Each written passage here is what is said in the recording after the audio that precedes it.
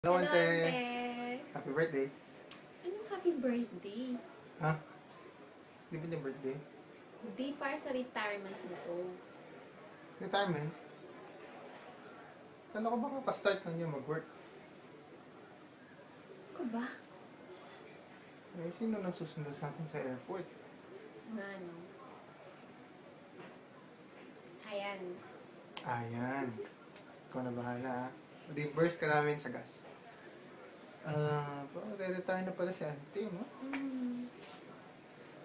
So, okay lang.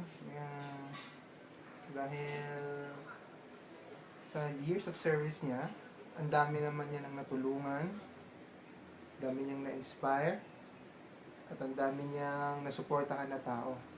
Isa ako sa mga tulungan yan. Alam mo ba kung ba't ang dami niya natulungan? Bakit? Hindi dahil siya isang superintendent ng Dex Pasay. Kundi dahil talaga isa siya talagang generous, loving, and compassionate person. Kaya, we believe, and all of the family believes that you truly are a blessing.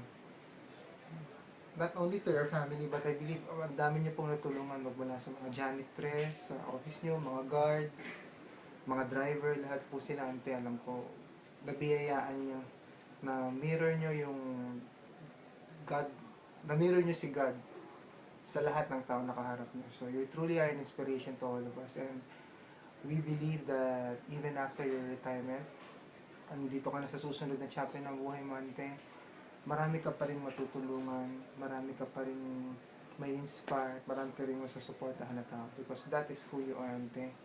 You're a very generous, loving, and compassionate person. So, Yes. everyone who will know you will be so lucky and will feel so blessed. So, for the meantime, ante, enjoy your retirement.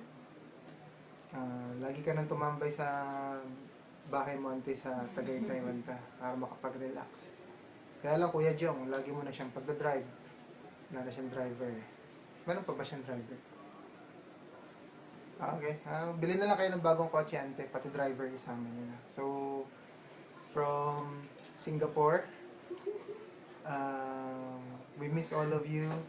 We love you. We continue to pray for you and hope to see you soon. Mami, huwag kang iiyak, ha? Bye-bye! Bye!